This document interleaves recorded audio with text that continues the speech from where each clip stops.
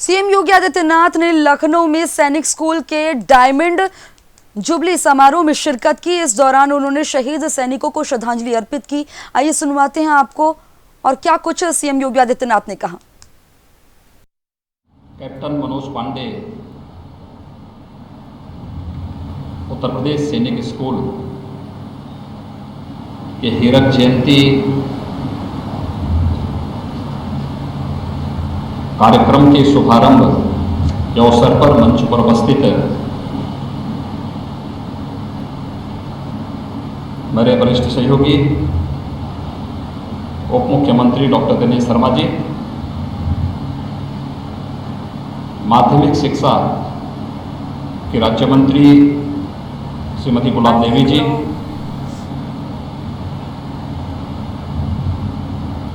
एसटीएमए के उपाध्यक्ष lieutenant general RP शाही जी, अपर मुख्य सचिव गृह श्री अवनीश कुमार अवस्थी जी,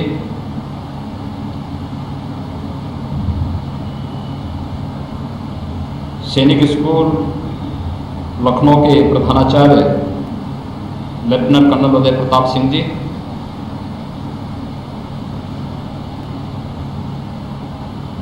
सैनिक स्कूल परिवार से जुड़े हुए सभी पदाधिकारी और सदस्यगण, सभी उपस्थित छात्र छात्राएं, कैप्टन मनोज पांडे उत्तर प्रदेश सैनिक स्कूल के हीरक जयंती कार्यक्रम के शुभारंभ के अवसर पर मैं आप सबको हृदय से बधाई देता हूं। पूरे वर्ष भर चलने वाले इन सभी कार्यक्रमों के प्रति अपनी शुभकामनाएं भी देता हूं।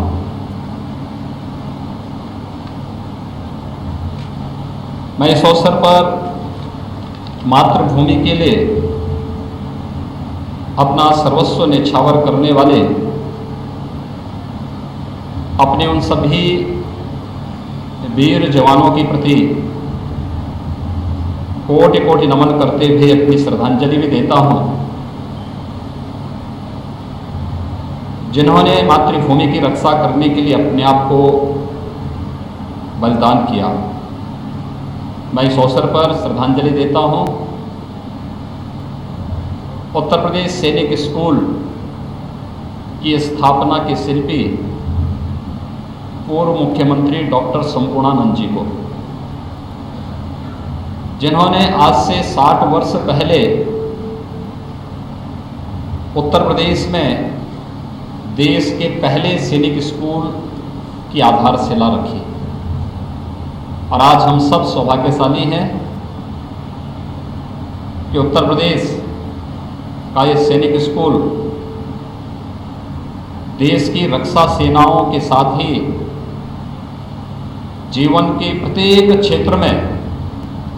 नए नए प्रतिमान स्थापित कर रहा है। प्रशासन के क्षेत्र में, चिकित्सा के क्षेत्र में, समाज सेवा के क्षेत्र में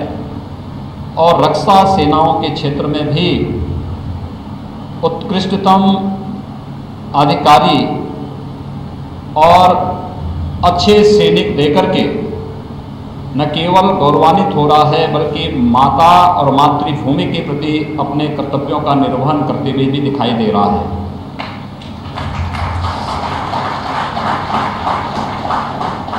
भाइयों बहनों, अगर हम लोग किसी व्यक्ति के जीवन की बात करते हैं तो 60 वर्ष का कार्यकाल उसके जीवन की प्रौढ़ावस्था होती है।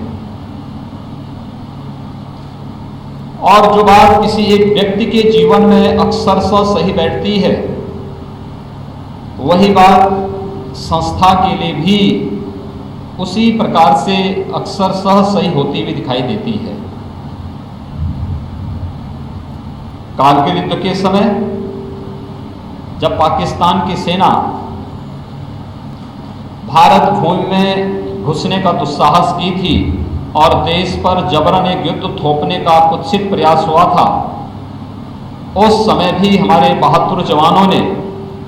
दुश्मन की सेनाओं को भारत भूमि से बाहर करने और दुश्मन को घुटने टेकने के लिए किस रूप में मजबूर किया था, यह देश के सैनिकों के शौर्य और पराक्रम के माध्यम से पूरे देश ने देखा है, पूरे देश ने उसको महसूस किया है। कैप्टन मनोज पांडे इस विद्यालय की उसी विरासत का एक महत्वपूर्ण पार्ट है, जिनके नाम पर आज देश के इस पहले सैनिक स्कूल का नामकरण आज यहाँ पर संपन्न हुआ। और उत्तर प्रदेश सरकार ने न केवल, जब मुझे उत्तर प्रदेश में सत्ता सौंपने का सौभाग्य हमारी पार्टी ने मुझे दिया, आदरणीय प्रधानमंत्री जी ने मुझे उपलब्ध कराया, तो देश के इस पहले सैनिक स्कूल के बारे में कुछ किया जाना चाहिए, ये मेरे मन में एक भाव था। और उस समय हम लोगों ने इसकी क्षमता के विस्तार की कार्रवाई को आगे बढ़ाया। साथ साथ ये भी हमारे लिए महत्वपूर्ण था कि हम लोग उत्तर प्रदेश के पहले, इस देश के इस पहले सैनिक स्कूल में बालिकाओं के भी प्रवेश की व्यवस्था करें। और मुझे प्रसन्नता है कि आज यहाँ पर हम लोगों ने बालिकाओं के प्रवेश का एक तृतीय सत्र चल रहा है। इस तीसरे सत्र में बालिकाओं के प्रवेश को भी प्राथमिकता के आधार पर लेकर के अब बालक और बालिकाओं में हम भेद नहीं करेंगे, बल्कि जीवन के प्रत्येक क्षेत्र में उनके योगदान से भी हम सुरक्षा भी,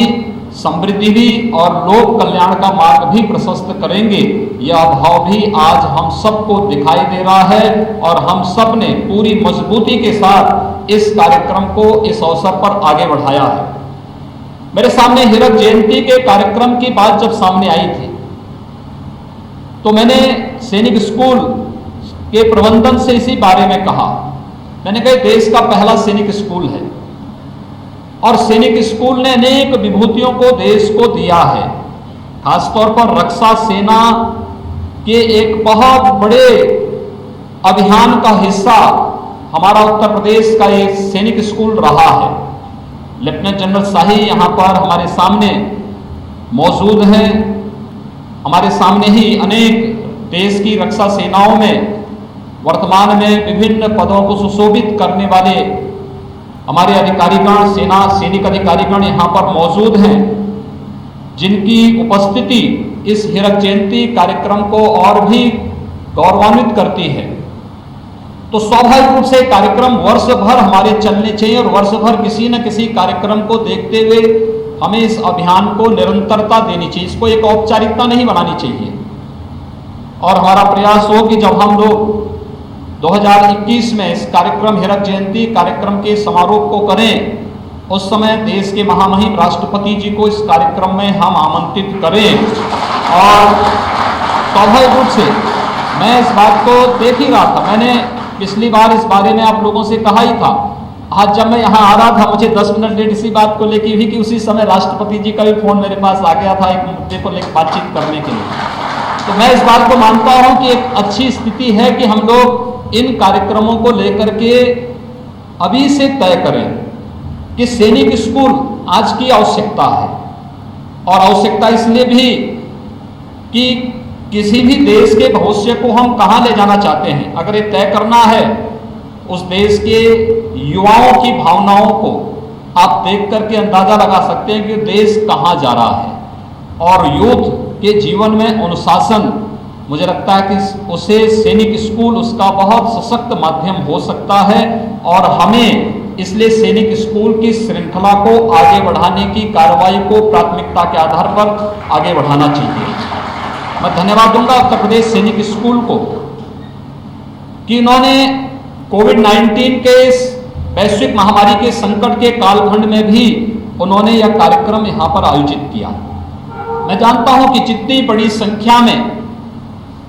आज यहाँ पर कैप्टन मनोज पांडे उत्तर प्रदेश सैनिक स्कूल से जुड़े हुए सभी छात्र छात्राओं की उपस्थिति में जितना भव्य कार्यक्रम हो सकता था, उतना भव्य कार्यक्रम तो नहीं हो पा रहा है। लेकिन डिजिटल प्लेटफॉर्म के माध्यम से इस सैनिक स्कूल से जुड़े हुए सभी छात्र छात्राएं किसी न किसी रूप में हम सब के साथ जुड़ रही हैं। लेकिन साथ साथ एक पूरे वर्ष भर का हमारे पास एक कार्यक्रम और एक स्पष्ट कि कौन कौन से कार्यक्रम कब हमें करने हैं, यह भी एक रूपरेखा हम सबके सामने प्रस्तुत हो जाती है। मैं आज के इस अवसर पर आप सबको इस बात के लिए आश्वस्त कर सकता हूं, उत्तर प्रदेश सरकार उत्तर प्रदेश के इस पहले सैनिक स्कूल यानी देश के पहले सैनिक स्कूल के सर्वांगीण विकास में किसी भी प्रकार का कोई कोताही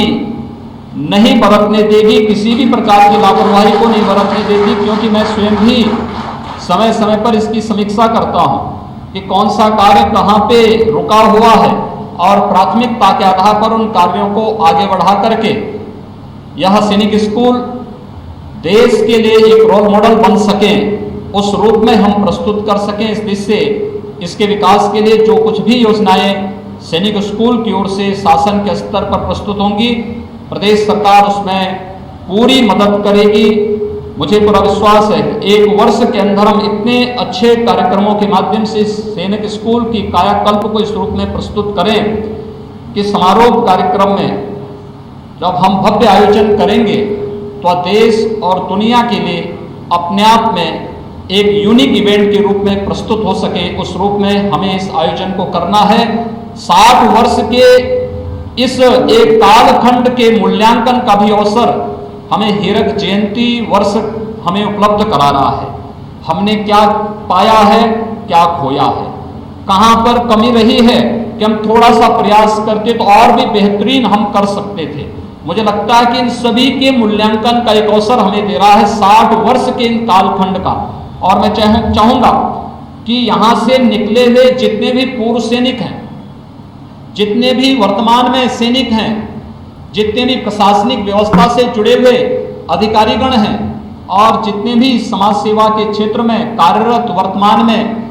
शासन से या सामाजिक जीवन से जुड़े हुए जितने भी महानुभाव हैं, वे सभी आत्मीय भाव के साथ इस सैनिक स्कूल के साथ जुड़े रहते हैं। दायित्व तो हमारा बनता है, हम उन सब को जोड़ करके एक कड़ी के रूप में एक एक कड़ी को जोड़ते हुए एक बेहतर चेन बना करके राष्ट्र रक्षा के लिए, समाज सेवा के लिए और किसी भी प्रकार की आपदा और देश की विपत्ति का सामना करने के लिए अपने आप को तैयार कर सकें। मैं एक बार फिर से इस बात के लिए उन सभी को सौभाग्यशाली मानता हूं जिन्होंने उत्तर प्रदेश सैनिक स्कूल के माध्यम से अपने कैरियर को आगे बढ़ाया है, क्योंकि किसी भी व्यक्ति के जीवन में सबसे महत्वपूर्ण पल होता है जिनसे वह कभी ऋण नहीं हो सकता। एक तो मां के ऋण से, दूसरा मातृभूमि के ऋण से। और मुझे लगता है जब भी अवसर मिलता हो इन दोनों के ऋण को चुकाने में कभी कोई कोताही नहीं करनी चाहिए। और मैं एक बार फिर से उत्तर प्रदेश के इस बहुत सौभाग्यशाली सैनिक स्कूल के सभी छात्र छात्राओं से, यहाँ से जुड़े हुए सभी जितने भी यहाँ के फैकल्टी मेंबर्स हैं, इन सबसे इसी बारे में कहूँगा कि वे